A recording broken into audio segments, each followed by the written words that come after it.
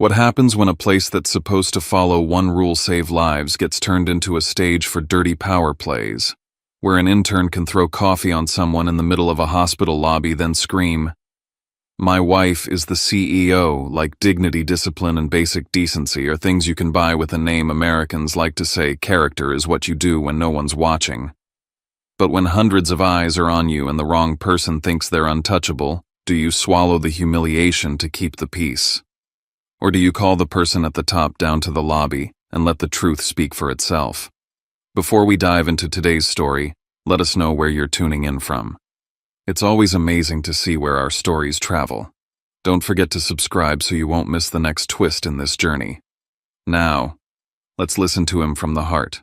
The Boeing dropped through a sheet of gray Chicago clouds and hit O'Hare's runway with that blunt, heavy thud that always rattled your teeth no matter how many times you flew. After a month of airports, boardrooms, factory floors, and polite smiles across long tables in Europe, I should have felt relief the second my wheels touched home. Instead, I felt tight. Not the normal travel fatigue either, though my body had plenty of that. My shoulders ached from carrying the weight of meetings stacked back to back, my eyes burned from too little sleep, and I still had that stale, plain air taste in my mouth. This was something sharper. Something I couldn't name yet, like my instincts were tapping the glass trying to get my attention. I stepped into the terminal with my carry-on rolling behind me, the air thick with late summer humidity that always clung to Chicago like it had a grudge. People moved in, rushed little clusters, families, business travelers, couples in matching hoodies, and I slipped between them on autopilot. My phone vibrated again, then again, and again. Evelyn Park. My executive assistant was blowing it up. VIP, meeting schedule, media briefing notes, a reminder about the investor delegation tour, a note about the board summary I still owed from Germany. Normal stuff. Stuff that usually meant my day would be long and my coffee would be cold by the time I took a second sip. Then one line jumped out like a splinter. HR requesting approval for a special exception for a new intern per direct instruction from the CEO. I stopped walking for half a beat right there in the flow of bodies and stared at the screen. A special exception for an intern in a hospital. I kept my face neutral. People watch strangers too much these days, hungry for drama even in an airport. But inside something shifted. It wasn't that I didn't trust Vivian, my wife, our CEO. It was that I knew how carefully she curated what people saw. Vivian was brilliant at optics. She could walk into a room full of skeptics and make them believe in her just by holding eye contact and saying the right thing with the right confidence. And I'd built my life around letting her be that person. On paper, I was the Chief Strategy Officer of Northbridge University Hospital. That was the title under my name on internal emails, the line on my business cards, the role that kept me comfortably just off-center in every photo. In reality, I held 60% of Northbridge Health Holdings, the controlling stake, the final vote, the power that sat quiet until it had to speak. My father had built this system, not just the hospital on the lakefront, but the entire network, clinics, specialty centers, partnerships across the region.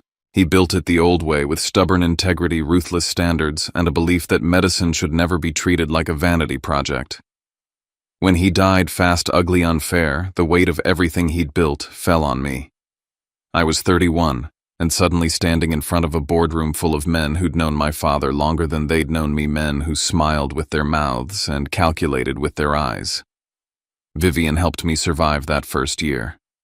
She was my anchor in the chaos. She knew how to talk to donors and politicians. She knew how to smooth conflict into something that looked like agreement. She could charm the kind of people who would rather be impressed than be right. So I put her in the CEO chair. Publicly, it was a modern power couple decision, 2 leaders, 1 mission.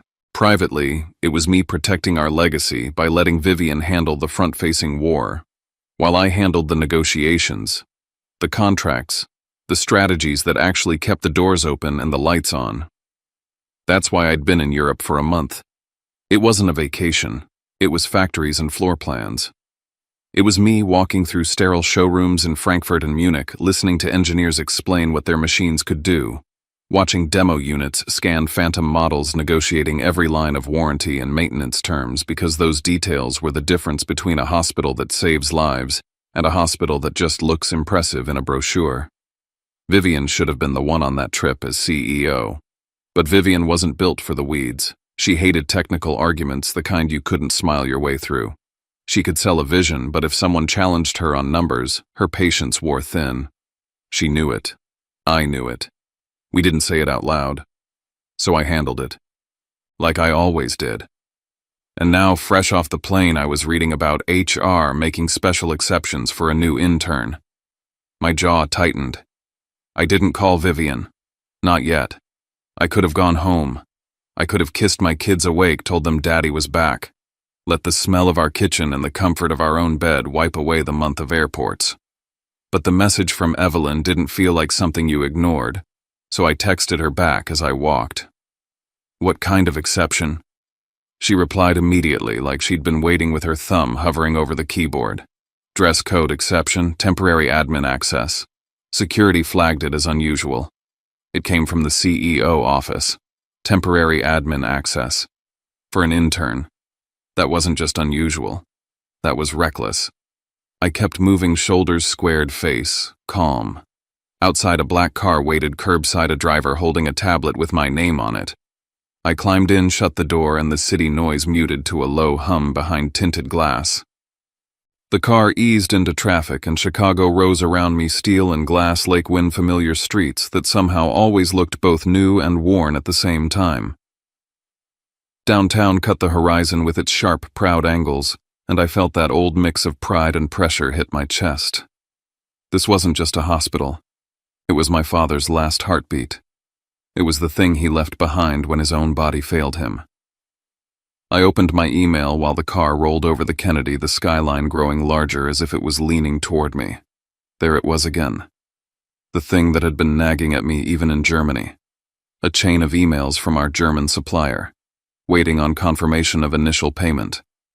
Yet the internal report I'd received from our finance team sent 3 days ago said the deposit was already transferred. Confirmed. Cleared. 2 truths. One of them had to be a lie. Either finance made a mistake so big it should have gotten someone fired, or someone was fabricating reality inside our system the way a magician palms a coin. I stared out the window for a moment and tried to steady my breathing. Don't jump. Don't accuse without evidence. That was my father's voice in my head, quiet but absolute. The man never let emotion steer the wheel, but the feeling in my gut didn't ease. When the car pulled up to Northbridge University Hospital, I told the driver to stop at the main entrance. He glanced back at me. "Sir, we can take the executive entrance around number 1, I said. I stepped out, dragged my carry-on from the trunk, and rolled it across the sidewalk like I was just another tired family member arriving for a long day in a waiting room. Northbridge rose in front of me, 20 floors of modern glass, our logo stamped clean and sharp over the revolving doors. The building looked proud, polished, controlled, but buildings could look like anything. Culture was what lived inside. I walked in and was hit by the cold blast of air conditioning mixed with antiseptic and coffee. The lobby buzzed with the familiar chaos of a hospital, the PA system chiming patient numbers, the low murmur of families, the squeak of shoes on tile, the quick clipped urgency of nurses moving like they were stitched to the clock. I stood near the reception desk, slightly off to the side where I could observe without being in the way. I adjusted the cuff of my shirt the way I always did when I needed to center myself. 5 minutes, I told myself. 5 minutes to see the rhythm. Then I'd go upstairs, surprise Vivian, and quietly ask the right questions. That plan lasted maybe 30 seconds. My eyes caught on a scene unfolding in the center of the lobby where 2 hallways intersected. Dr. Naomi Chen, our head of cardiology, was on her knees on the marble floor performing CPR on a middle-aged man who'd collapsed. A nurse was kneeling beside her, working, fast voice, tight and focused. Naomi's hands moved with practiced precision, compressions deep and steady, her face set in that intense calm that real physicians wear when there's no room for panic. Sweat beaded at her hairline. Her ponytail had come loose. Her white coat was open and moving with every push, like even her clothing couldn't sit still. "Give her space," she said, voice firm enough to cut through the noise. "He needs oxygen. Somebody get me a glucose meter and a warm sugar solution now." People obeyed her instantly. Strangers backed up. Staff moved like a choreographed team. The man's wife was sobbing quietly a few feet away, hands over her mouth, eyes wide with terror. I felt my throat tighten. Naomi hadn't changed, not in the ways that mattered. I'd known her since med school, back when my life was just anatomy exams and night shifts and cheap coffee. Naomi was the kind of person who never chased attention, never cared about titles. She cared about one thing: the patient in front of her. When my father died, Naomi was the one who stayed. 3 days. 3 nights. She handled details I didn't even know existed, stood beside the casket with a quiet strength that made the room feel steadier. Vivian had been there too, technically, but Vivian spent most of that time entertaining donors, shaking hands, making sure the right people saw her grief in the right lighting. She called it keeping the system stable. Maybe she believed it. Watching Naomi work now, I felt that old admiration wash through me, the kind that comes with a sting because you realize how rare it is to find someone who still treats medicine like something sacred.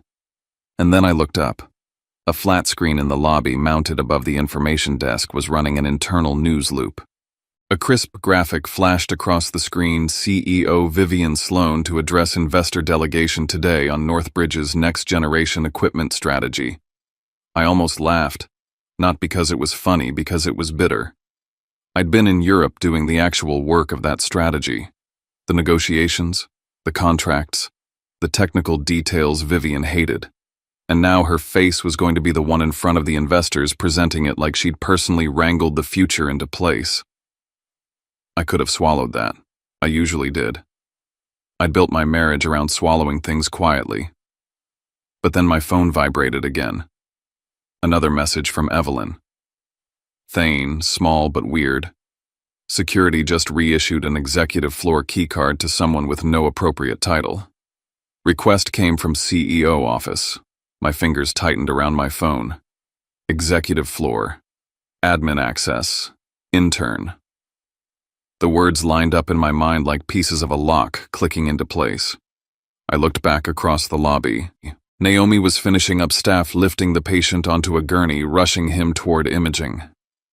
The crowd began to thin, the moment of crisis dissolving back into normal hospital motion. And somewhere beneath the surface of that normal motion, something was wrong. I didn't know exactly what yet, but I could smell it. And whoever was using Vivian's office to open doors that shouldn't be opened was about to find out I'd come home. The gurney disappeared down the corridor and the lobby exhaled. People returned to what they'd been doing, checking in, arguing with insurance paperwork, walking too fast with too much fear in their eyes. A hospital never stayed quiet for long. It just shifted its noise from crisis to routine. I stayed near the reception desk, still off to the side, still anonymous. Naomi wiped her hands with a towel a nurse handed her, said something brief to the team, and started toward the elevators. She didn't look up. She didn't see me. Or maybe she did, and decided not to acknowledge it. Naomi had always understood boundaries, the visible ones and the invisible ones. I watched her go, and something inside me wanted to call after her, wanted to hear a familiar voice in the middle of the storm forming in my gut. But I didn't. Not yet. The revolving doors at the main entrance spun again, and the energy in the lobby shifted in a way I felt before I fully saw it, like the air itself stiffened. A young man walked in like he owned the building. He was maybe 22, maybe younger, depending on how much confidence can age a person. He had a coffee in one hand, and his phone in the other, and his outfit looked like it belonged at a nightclub, not a hospital, at 9 in the morning. Loud shoes. Designer belt, shirt tight enough to make a point. Hair styled like he'd spent more time in front of a mirror than in orientation. His blue badge swung on a lanyard. Cody Rains. Intern. And right beneath his name in small stamped text, I saw something that made my stomach drop. Dress code exception, approved. Temp admin access, active. Cody didn't walk toward a department. He didn't check in with a supervisor. He didn't even glance at the information desk.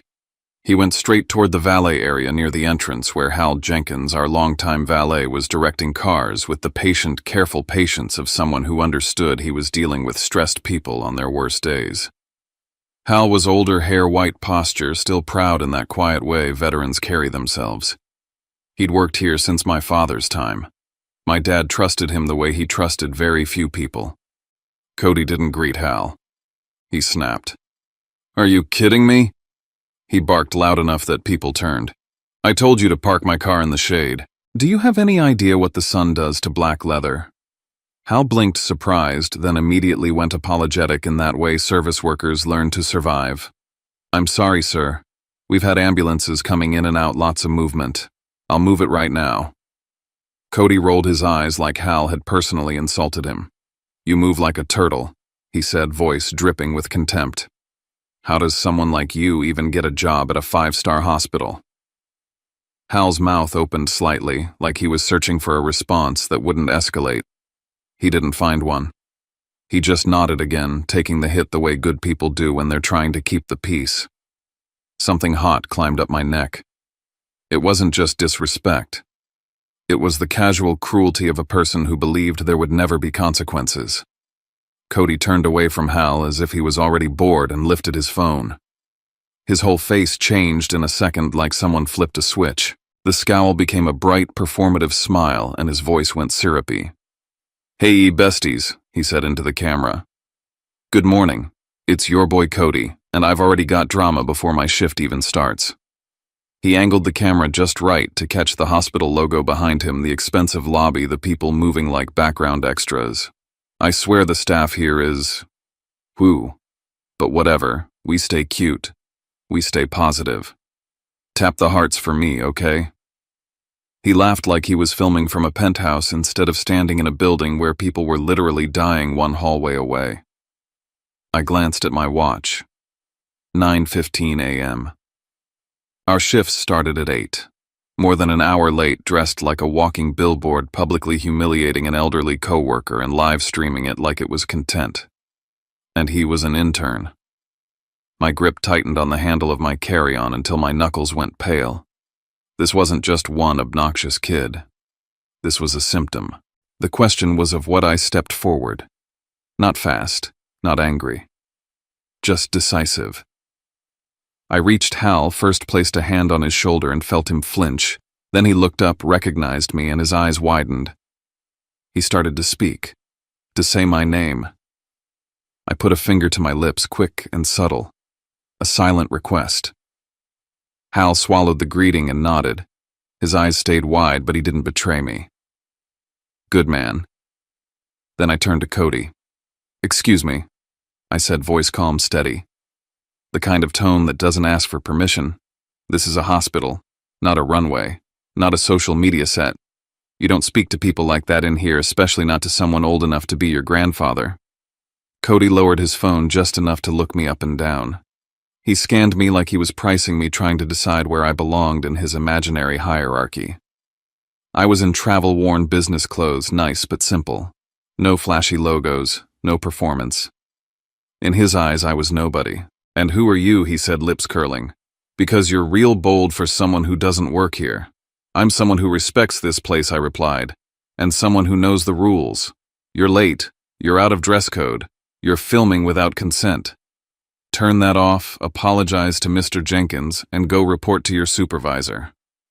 Cody's expression shifted into mock pity, like I'd just told him the earth was flat. "Oh my God," he said to his phone, turning the camera back toward me, shoving it too close. "Look at this, y'all. Some random, bitter dude trying to lecture me. He angled it so my face was in frame. He wanted the comments, the reactions, the humiliation. 'Sir,' he said loud and theatrical, 'go find a seat and mind your business. I'm literally an employee.'" I felt Hal tense under my hand. Around us, a few people slowed down, sensing the collision. Cody smirked like he lived for that, like attention was oxygen. I kept my voice level. "Put the phone down." Cody laughed, not even hiding it. "Are you threatening me?" "No," I said. "I'm warning you."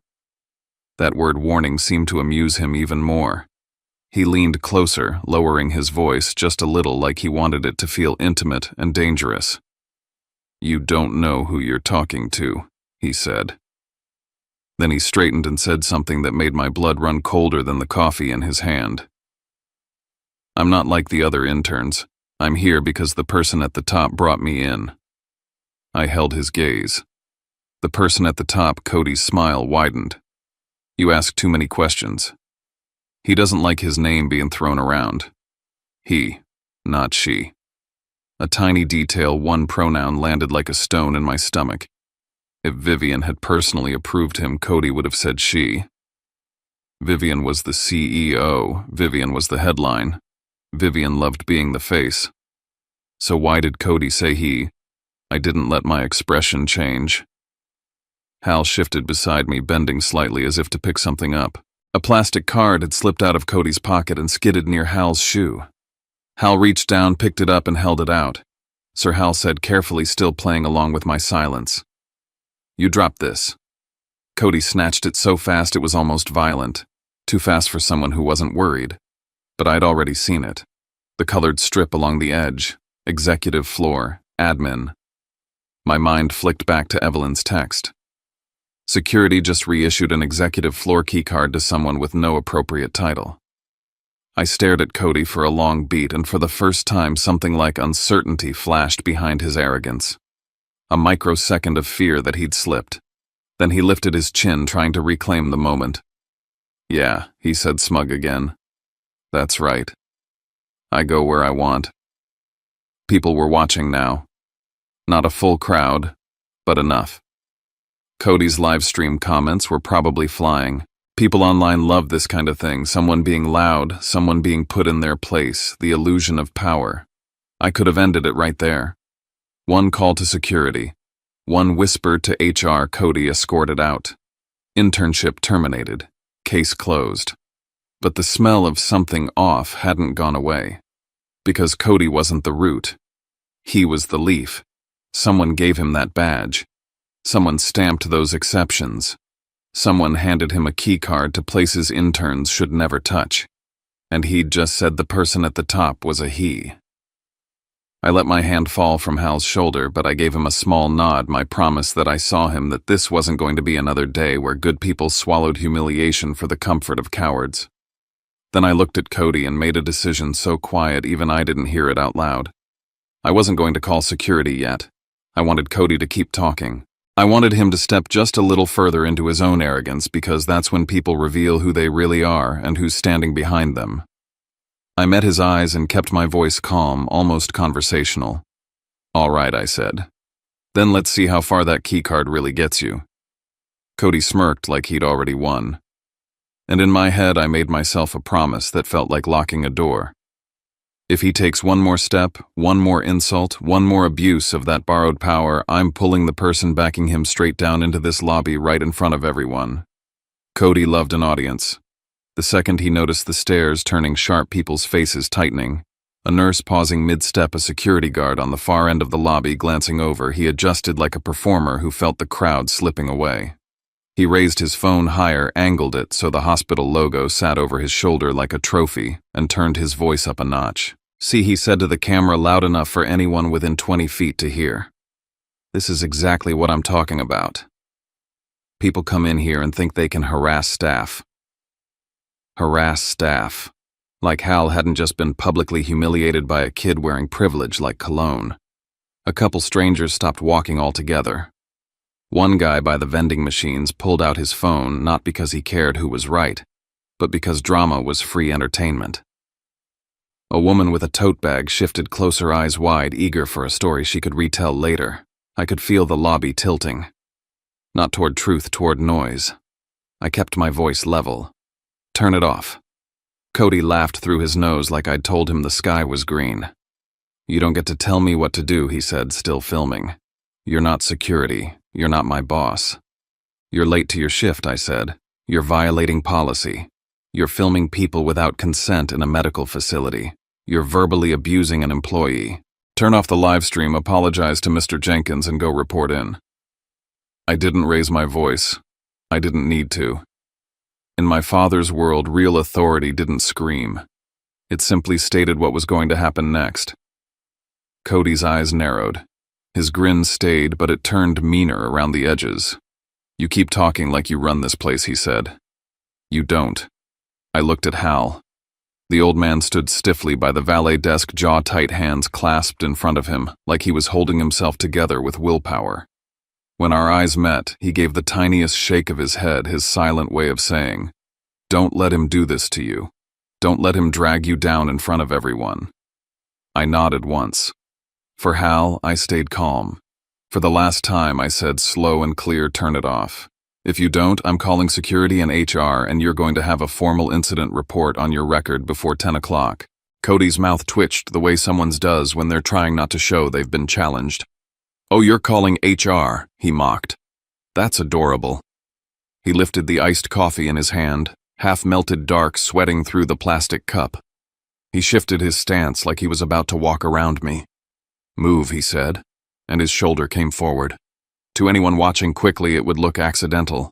A little bump, a little clumsy turn. Something you could shrug off. But I saw the intention in his eyes a fraction of a second before it happened. The careful angle, the calculated force. He slammed into me. Cold coffee exploded across the front of my shirt and down my pants in a nasty soaking splash. It hit with a shock that stole my breath, sticky and freezing at the same time, spattering my shoes and pooling on the polished floor. For a split second, all I could smell was bitter espresso and sugar. My clothes clung to my skin. The fabric darkened fast like a bruise spreading. The lobby went silent in that stunned electric way it does when something crosses a line. Then Cody threw his head back and yelled like he'd just been stabbed. "Whoa, what the hell?" he shouted, stepping back theatrically. He pushed me. His voice rang off the marble and glass. A couple people gasped. Someone behind me muttered, "Diddy?" Cody's phone kept rolling. He angled it toward his own face, his expression instantly morphing into injured innocence. Y'all saw that he cried to the camera. "This man just assaulted me. In my workplace." He looked at the coffee dripping off my clothes, then glanced back at the camera like he was choosing his words for maximum effect. "I can't believe this," he said. "Some people think they can just walk in here," and I stepped closer, not to intimidate him, to stop the lie from gaining oxygen. "Enough," I said. Cody's eyes flicked to my wet shirt and something like satisfaction flashed across his face. Not because he'd won an argument, because he'd marked me, because he thought humiliation was power. He leaned in until only I could hear him, his smile tight and poisonous. "You're done," he whispered. "You just don't know it yet." Then he pulled back and turned his whole body toward the crowd, voice booming like a declaration. "My wife is the CEO of this hospital," he shouted. The words hit the lobby like a thrown chair.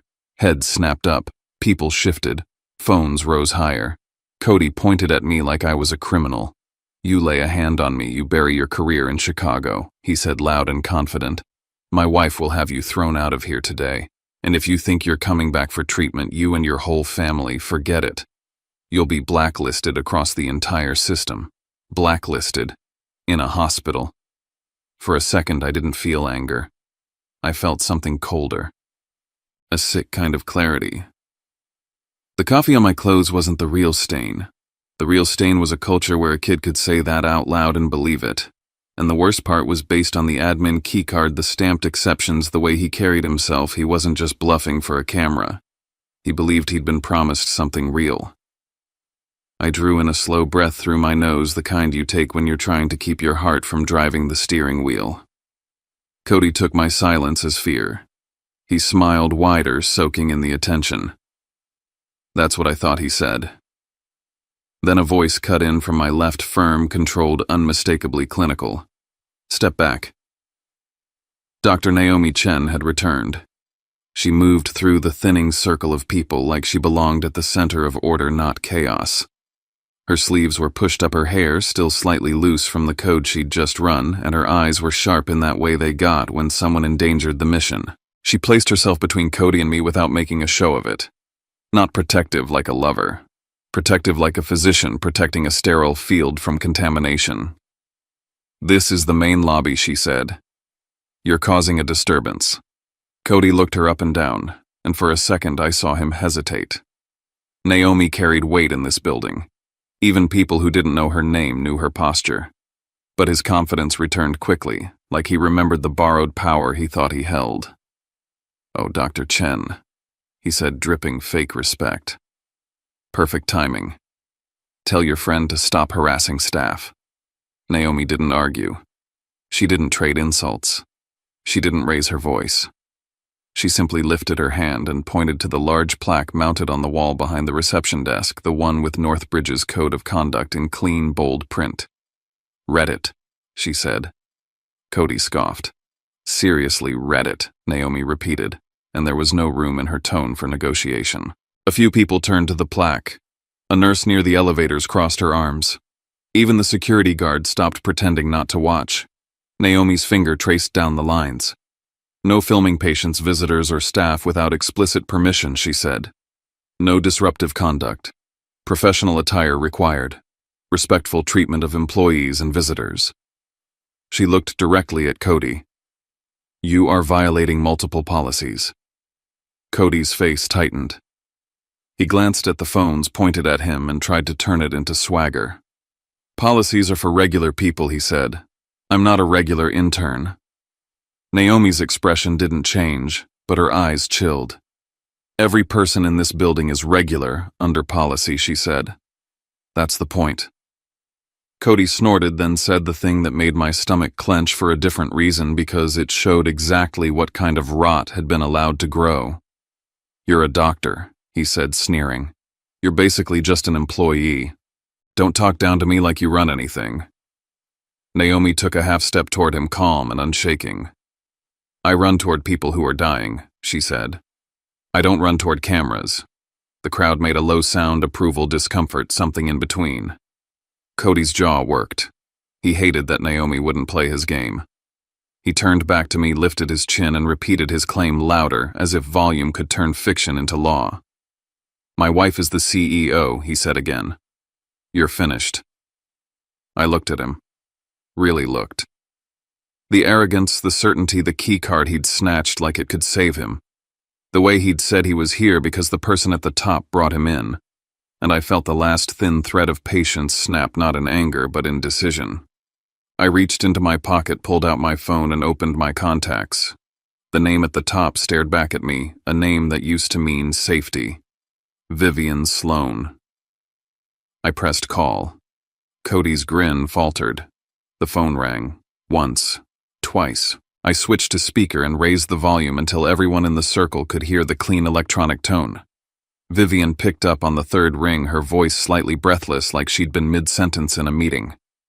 Thane, she said. You landed. Why didn't I cut her off? Viv, I said, and my voice came out calm enough to scare even me. You should come down here. Your new husband just threw coffee all over me. The lobby froze. Even the PA system seemed quieter. Cody went pale so fast it was almost funny, like the blood drained straight out of his face and left him hollow. On the other end of the line, Vivian didn't speak for a beat. Just silence. Then tighter. Lower. Where are you, main lobby? I said. Right now. What is this? She breathed, and I could hear the strain under the control. You have 5 minutes, I said. If you're not here in 5 miles, Kessler will bring the file straight into your VIP meeting room and we can address it in front of the delegation. Her inhale caught. A tiny sound, but in that lobby it landed like a crack in glass. Thane, she whispered, and now there was warning in her voice. Warning for me, not for Cody. Don't do this here. 5 minutes, I repeated, then ended the call before she could build a narrative. I lowered my phone and looked at Cody. He stood motionless, his live stream still running, his eyes wide and wet with sudden fear. Keep recording, I told him softly. I want the city to see how my wife handles her new husband. And as the seconds began to tick by, I realized the coffee on my clothes had done me a favor. It had made everything visible. 5 minutes can feel like nothing when you're waiting for an elevator. 5 minutes can feel like an hour when your life is about to split in half in public. I didn't wipe the coffee off. I didn't rush to a restroom. I stood there in the middle of the lobby with my shirt clinging cold against my skin, the stain spreading down my pants, dripping onto the floor in slow, steady drops. Let it sit where it belonged, I thought. Let everyone see the mess exactly as it happened. The circle around us widened on its own. People didn't want to be too close, but they didn't want to miss anything either.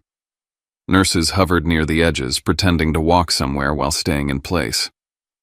A couple patients' family members watched with the guilty excitement of people who knew they shouldn't be enjoying it but couldn't look away.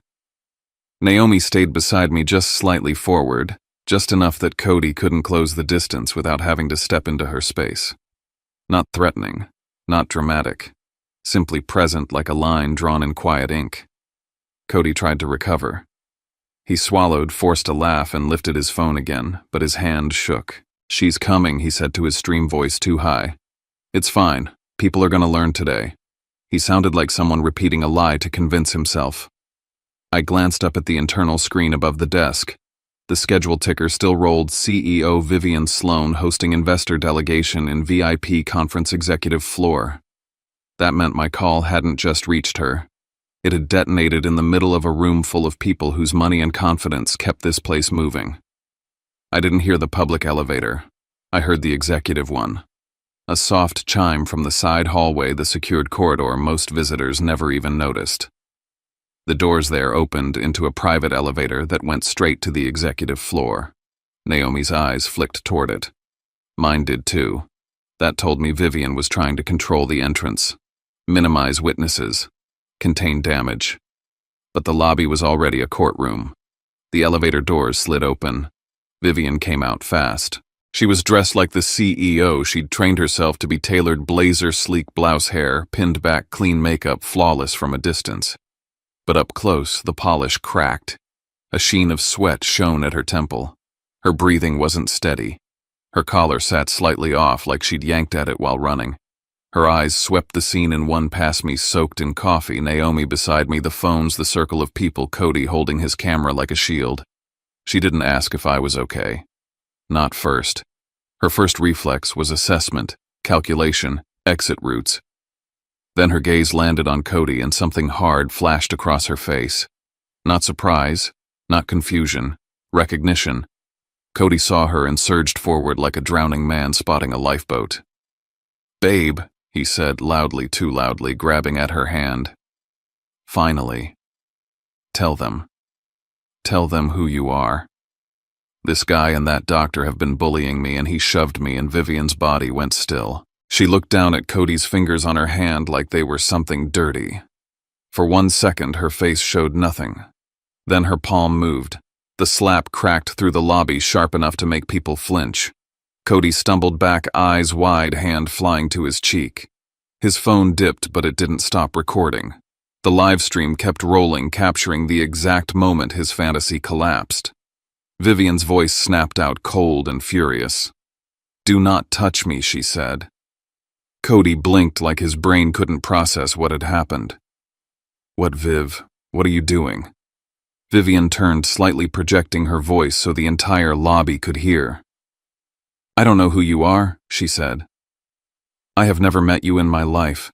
You are causing a disturbance. You are filming inside a hospital, and you are now making false claims about me in front of staff and patients." The air sucked out of the room. Cody's mouth opened and shut. His face went from shock to anger in a flash like humiliation lit a fuse. "You're lying!" he choked out. Your Vivian's eyes cut to him, lethal.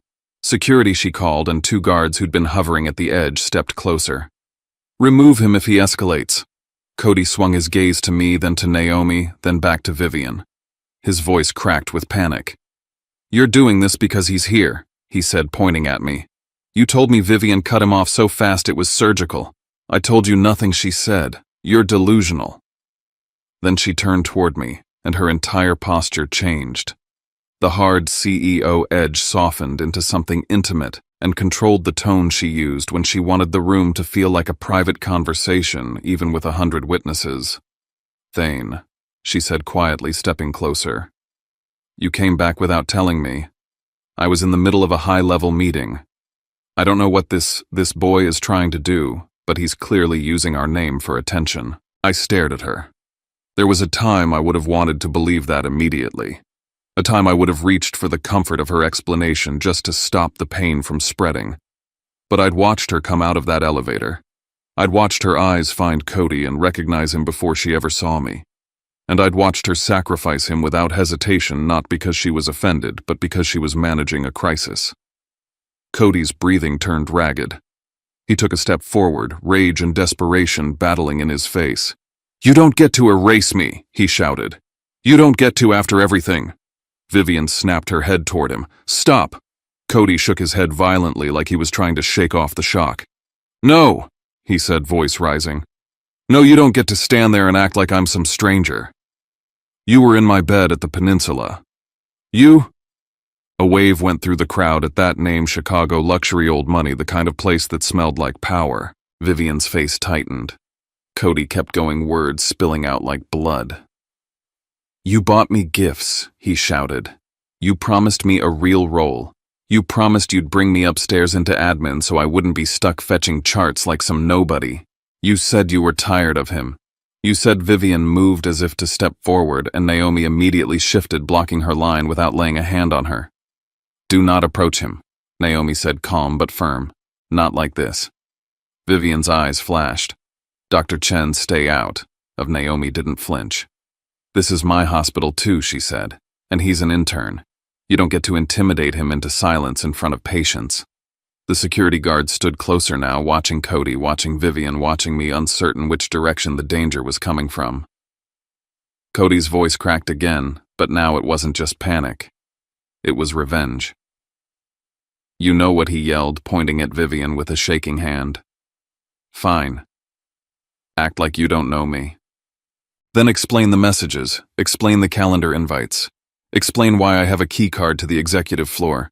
Explain why HR stamped my badge like I'm some kind of exception." The word exception hung in the air like smoke. Vivian's face went too still. I turned slightly, meeting her eyes in front of everyone, and asked the question I'd been holding since O'Hare. "If you don't know him," I said evenly, "why does he have an executive floor admin key card?" Vivian blinked once. It was a tiny moment, barely anything. But it lasted a beat too long, the pause of someone calculating what lie would survive the room. "And why did HR approve dress code and access exceptions for him?" I added, my voice steady with authorization coming from your office. The lobby felt like it stopped breathing. Vivian's lips parted as if she was about to speak, then closed again. Her eyes darted not to me but past me, toward the watching phones, toward the circle, toward the narrative she could already feel slipping out of her hands. I stood there with coffee drying on my skin and the truth hardening in my chest. This wasn't just about betrayal.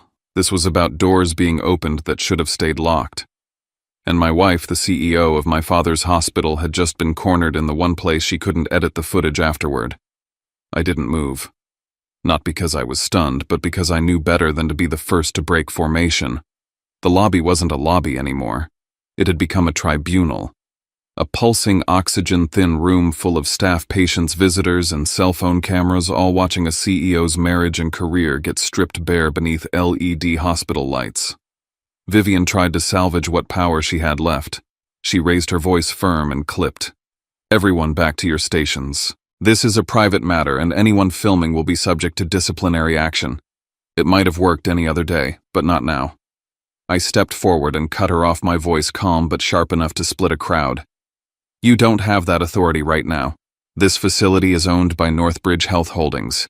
Control of this building rests with the board, and until this incident is reviewed, your directives are temporarily suspended." A ripple moved through the room like someone had cracked a pane of glass. "Who the hell are you?" Cody spat, still trying to play the part of indignant victim. I turned toward the crowd, not him. "My name is Thane Whitlock," I said. "Majority shareholder and chairman of the board at Northbridge." Gasps. A few phones zoomed in. Vivian's mouth opened, but no sound came. That was the first real flinch I saw on her all day. "I appointed Vivian Sloan as CEO myself," I added, keeping my voice even. "But board appointments are subject to ongoing evaluation. And that authority includes the right to suspend or revoke executive privileges pending investigation." There was no more doubt about who held the wheel now. "I have one question," I continued. "Why did a personal account linked to Cody Kramer receive an exact transfer of $2 million, the same value as the European imaging equipment deal I've been negotiating this quarter?" Vivian's face paled. She opened her mouth ready with rehearsed lines. It was an advance, she said quickly. A private investment, some documentation is still being finalized. I didn't argue. I just said 2 words. I have records. Then came the quiet footsteps of a man who didn't need to raise his voice. Miles Kessler emerged from the hallway, briefcase in hand. He nodded once at me, then calmly opened what we had agreed would be called File A. He read out loud and ordered bank statements showing wire transfers from a shell entity registered in Delaware. A digital lease signed under Vivian's executive email for a River North condo now listed under Cody's name. Executive keycard logs granting Cody unrestricted access to our secure operations wing hotel surveillance clips, authenticated through legal request channels. An email from our German supplier confirming they never received the deposit Vivian claimed had already been paid, each line hit like a courtroom gavel. Vivian stood frozen, her blazer now sticking slightly to the sweat on her back. Cody's skin flushed a mottled red as the dollar figure registered. Wait. I thought Vivian told me this was part of the bonus plan. She said it was hers to use. You received money, I said flatly. You received housing. You accessed restricted areas. Whether you knew or not, you were part of an illegal funnel. Cody's voice cracked. She said I earned it. That I helped her think through strategy, that she was going to make it official.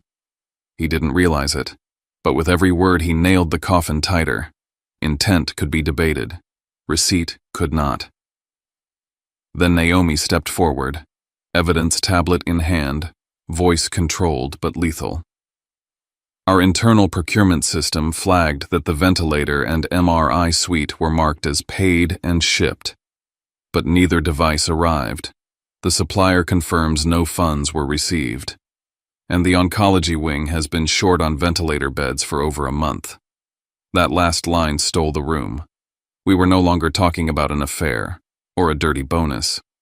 This was now about compromised patient safety, real lives put at risk for personal gain. I'm issuing an immediate suspension of CEO authority for Vivian Sloan, I declared. All access to be revoked, including digital credentials and physical keycards. Office sealed under board supervision. All relevant documents are to be preserved under legal audit. Security didn't wait for orders. They stepped behind her, not roughly, but with protocol. Vivian didn't resist, but she did what I knew she would. She turned toward the crowd and toward me. You see this, she shouted, her voice cracking now. This is a personal vendetta. Thane is trying to destroy me because I left him. She looked toward a younger employee holding a phone.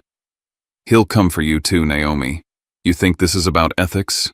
You're just his next pawn. I didn't flinch. I didn't answer. Because I knew where this was headed now. Vivian wasn't planning to win in court. She planned to win online. I leaned toward Miles. Start building our media counter-strategy, I said. She's going to smear everything. Let's make sure we don't leave her any room to rewrite the truth. We didn't waste a minute. As soon as Vivian was escorted out, I stepped up to the reception desk, asked for the mic, and turned to face the gathered staff, patients, and whoever else still stood frozen under the lobby lights. I want to apologize to all of you for what you just witnessed. The room was hushed now, not out of fear, but a strange reverence. The CEO had been dethroned in front of them, not by an outsider, but by someone from within the walls of power itself. This hospital exists to save lives, I said, not to feed egos or cover up lies. If you're a nurse, a doctor, a tech, a volunteer, thank you for showing up today and doing your job while others were trying to burn this place down. Heads nodded. No applause. Just the weight of reality sinking in. And to our patients, this is your hospital. You deserve better than what you saw. We will earn back your trust. That's my promise. Then I turned back toward the crowd and announced the one thing nobody expected to hear today. As of this moment, the position of acting CEO will be filled by Dr. Naomi Chen. The room didn't explode, but there was a palpable shift, respect, surprise, maybe even relief. She spent her life here. She knows the pulse of this building. And more importantly, she knows what integrity means. Naomi stepped forward, still in scrubs, still holding her evidence tablet. but in that moment she looked more executive than anyone in a suit all day. "I'm giving her full authority to do 2 things immediately," I said. 1, launch a complete inventory of all equipment orders. 2, review every personnel override involving security access, hiring exceptions, and financial approvals. She didn't nod. She just went to work. Meanwhile, security began leading Cody toward a private side room to take his statement. That should have been the end of his role. But no. A quick report from Evelyn hit my inbox. Cody hadn't been onboarded through standard HR channels. His file had no interview logs, no training certifications, just a sign-off with Vivian's credentials, and one more buried under a name I knew: Lorraine Abbott, a senior HR exec who owed her last promotion to Vivian. This wasn't a lone betrayal, it was a web, and it wasn't just the money. Another alert from Legal 2 versions of the European equipment contract had been found. The first mine was clean. Clear terms, proper transfer schedule. The second had fake payment confirmations with forged wire codes. Someone had cooked a double book to move money without triggering alerts and planned to pin the blame elsewhere if it ever surfaced. Then, as security was escorting Cody, Vivian fired her last shot. "I'll be suing," she spat at the guards. "You humiliated me. You abused your position." "And you," she added, turning toward Naomi with a dagger in her tone, "you think taking my job will keep you clean." It was a warning shot aimed at the public narrative. Make it about power, not truth. Make it look like I crushed her out of jealousy, like I handed Naomi the crown because I couldn't stand to see Vivian win. It would have been just noise if not for what happened next. Miles handed me his phone. Livestream clips are already up. I watched my chest tightening, cut edits, close angles, me standing cold and still, Naomi beside me, Vivian getting slapped. Then me declaring her removed from power. No context, no build-up, no documents or voices of reason. It wasn't sloppy. It was strategic. Someone had clipped those frames with surgical precision and spread them with help. PR hands, bot networks. A smear campaign not made in panic but planted long ago.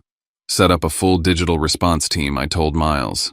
Collect all raw footage, trace source accounts, and monitor narrative trends. We might need a press conference within 24 hours.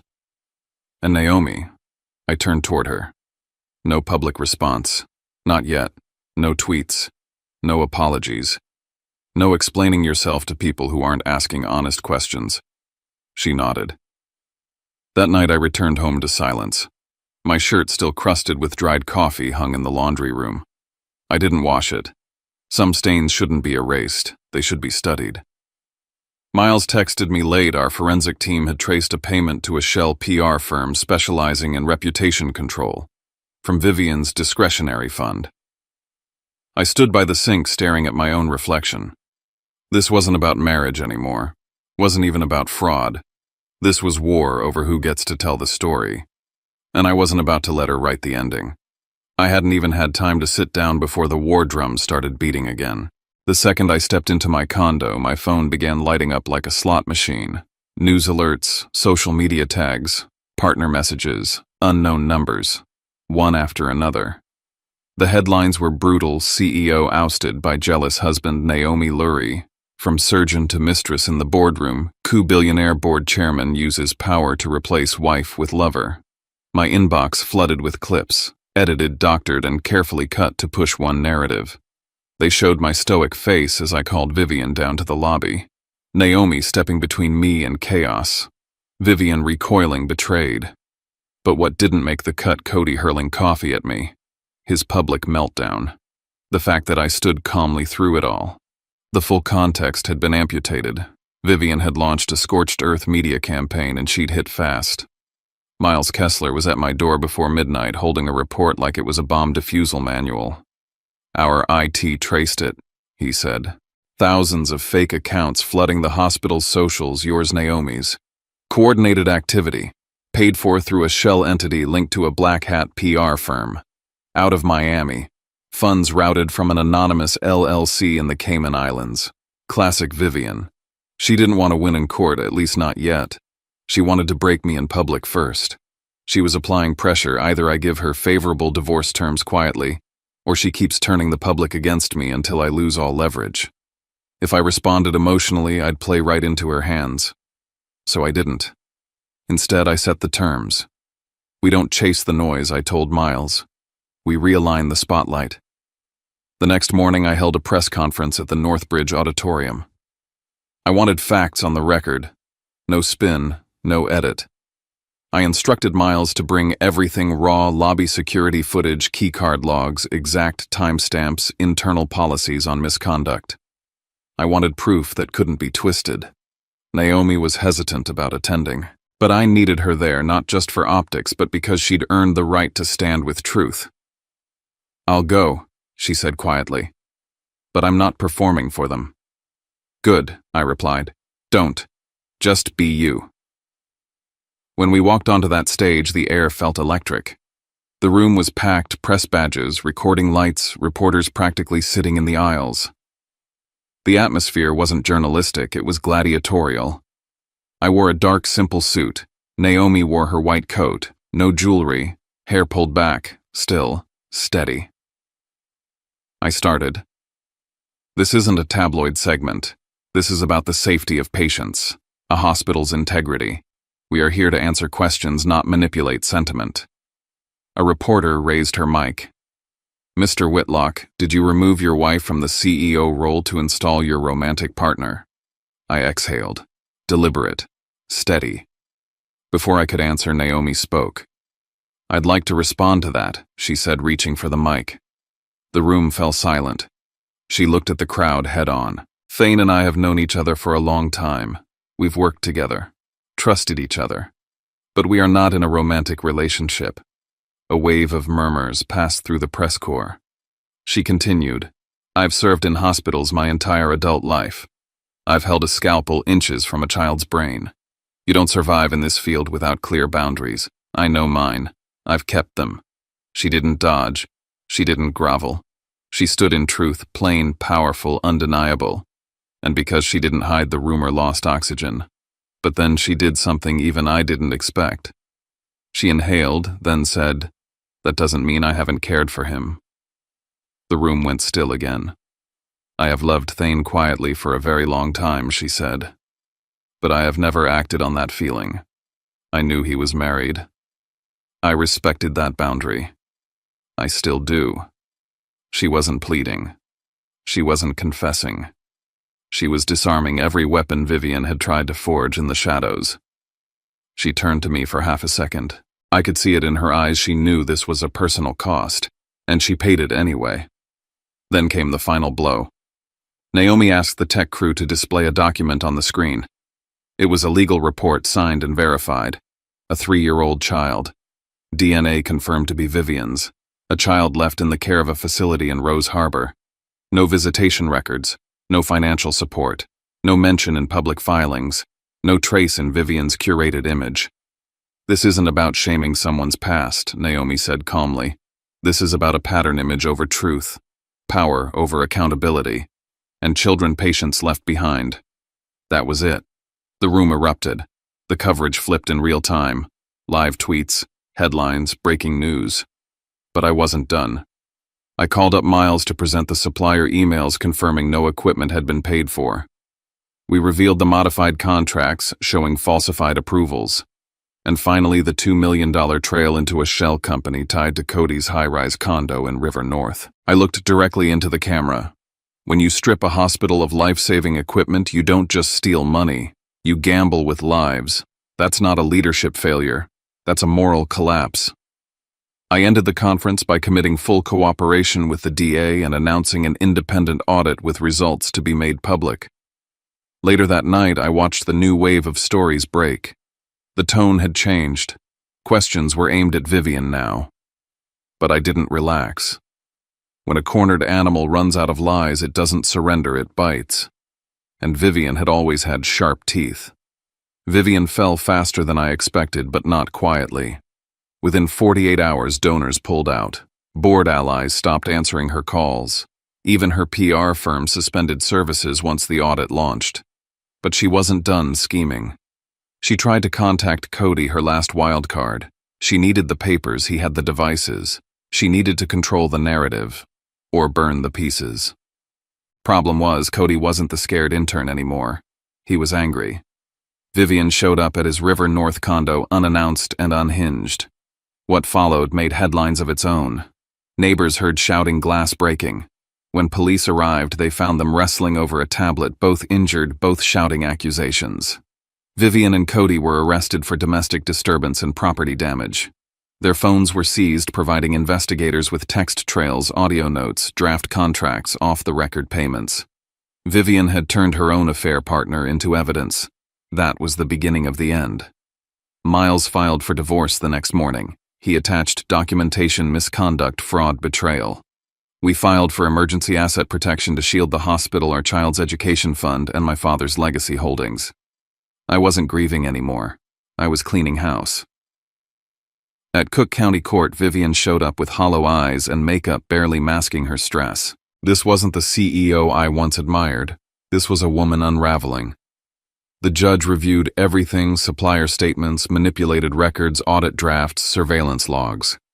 Vivian pled guilty as part of a deal, either to lessen the charges or avoid worse outcomes. But the cost was clear. She lost custody, lost control, lost public standing, and was referred for criminal prosecution. I didn't cheer. I didn't feel triumphant. I just felt done. The criminal court handed down the rest.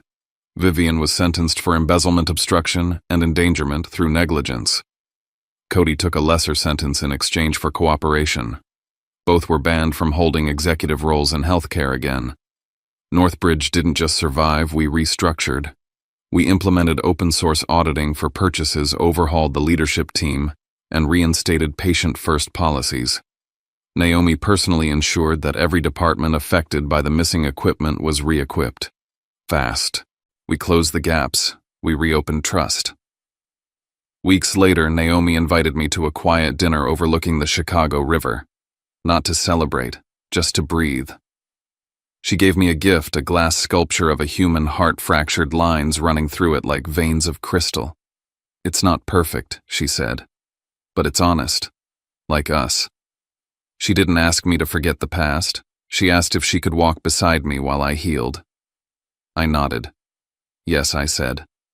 But the truth comes first. Always. We weren't building a replacement life. We were building something new. Years passed. Northbridge expanded. We built a new wing, Whitlock Pavilion, dedicated to pediatric intensive care. One afternoon, I walked its garden path with Naomi. Peaceful, bright, clean air, a future that finally felt earned. Then I saw her. Across the street behind the security fence, Vivian. Older. Still. Watching. Naomi followed my gaze. You want to say something to her? I looked at Vivian for a long moment. She didn't move. I turned back to Naomi. No, I don't need to. I took her hand and walked away. And for the first time in years, I didn't feel like I had to look back. When a place built to heal turns into a stage for ego, the damage isn't just personal, it spills into the air everyone breathes. And sometimes the hardest part isn't exposing what happened. It's accepting that the people we trusted can choose image over integrity even when lives are on the line. If this story leaves anything with us, maybe it's this: we don't rebuild by becoming colder. We rebuild by getting clearer about boundaries, about accountability, and about the kind of kindness that refuses to look away. We can hold truth in one hand and compassion in the other without turning either into a weapon. And when the noise gets loud, we remember that dignity doesn't need an audience to be real. Thank you for being here and for sitting with us through this. If you'd like, tell me in the comments where you're listening from and what moment hit you the hardest. And if you want to be part of a community that listens, reflects, and shares stories like this, you can subscribe to stay close. Until next time, take care of your heart, and I'll see you soon.